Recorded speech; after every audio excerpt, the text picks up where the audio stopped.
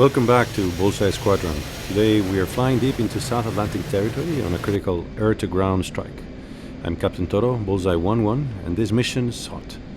Enemy forces are dagging near the coastline, and it's up to us to sweep the field clean. Alright, let's bring this Hornet back to life. I'm setting up all the weapons that we're cutting today. We're cutting bombs, we're cutting Maverick missiles, laser-guided, and we're covering some rockets. So I'm setting all up, flares on, and here I'm selecting the radar, but I think the flare system is not it's not up and running. So radar will not work until I get a little bit closer.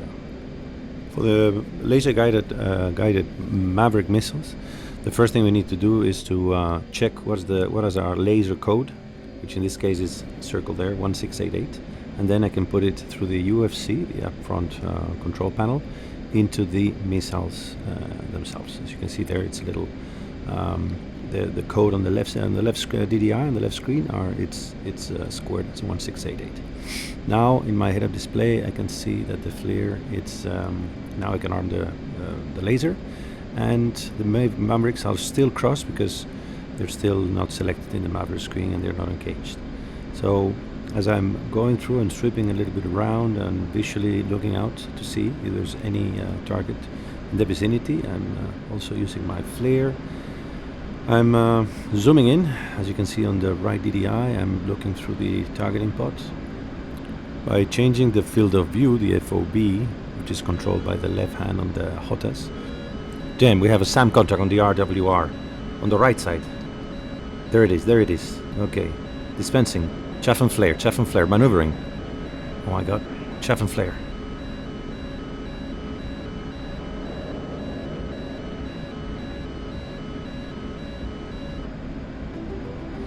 I think we've been very lucky, but this is not going to happen again.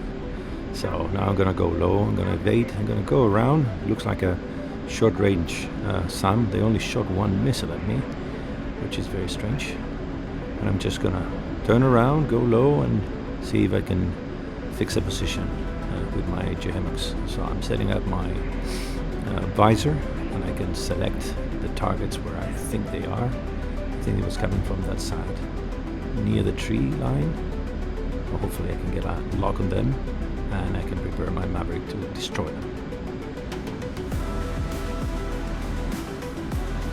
Alright, I'm zooming in. It was near the tree line. Ah, there they are. Alright, target locked. Now it's a matter of preparing myself for the lock and look through the flare. There they are. Those are buses, some armor vehicles. I think the one on the... yeah, that one over there.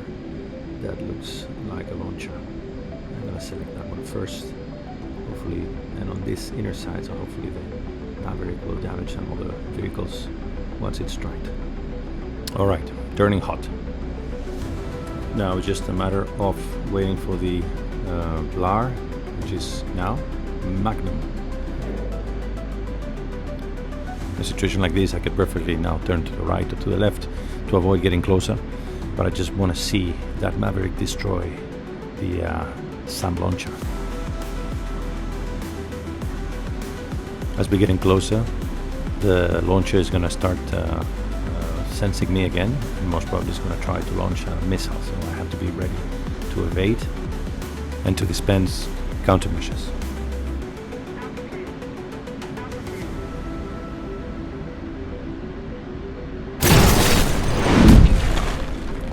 Yeah, baby, splash SA-13. Oh, they're shooting at me. Alright, it's time to level the field with rockets. The great thing about this weapons system is that once the target is selected and I have not changed it or moved it, it remains in the same position. So now that I have selected the rockets, I have chosen the CCIP mode, which stands for Continuously Computed Impact Point. So the system is going to tell me exactly where when I'm in range to shoot the rockets. I've also selected to be in a salvo. So every time I click the button, the weapons delivery button, which is different one from the trigger, 2 at a time, I'm gonna are going to be launched. So let's take a look at it. Zoom in a little bit to find there. Put them in the little the center of my paper, and there we go.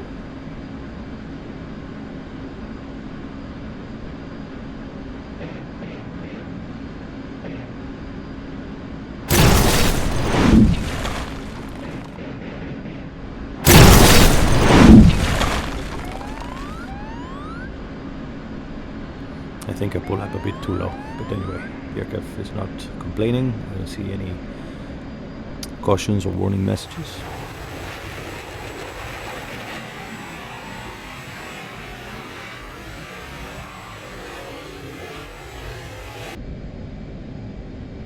So the ones that were shooting at me, I'm gonna go back and see if I can finish them. A few more rockets I have remaining. I'm gonna try to empty the canisters.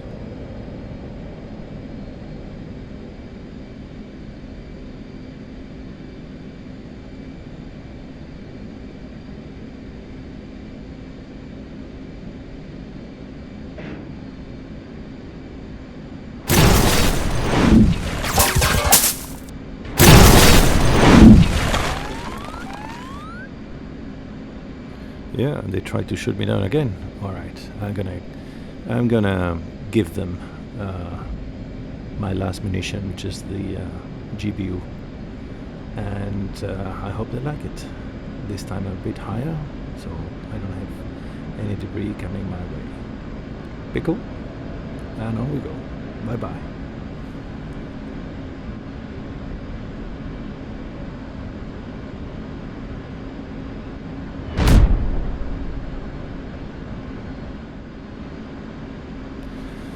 Alright, mission accomplished, returning to base. Control, this is Toto 11, approximately at 5 miles east of the base. I'm a bit too high.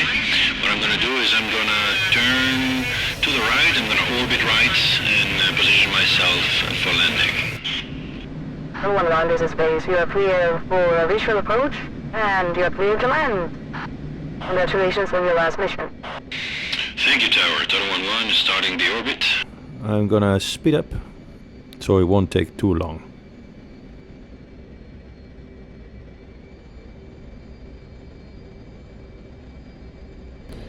Alright, I did overshoot a little bit on my turn. Now I'm slowly correcting, and specifically when the gear is down and the flaps down, I need to trim the aircraft. The F-18 lands with a specific configuration of approximately 8.1 degrees of pitch, correction of angle of attack.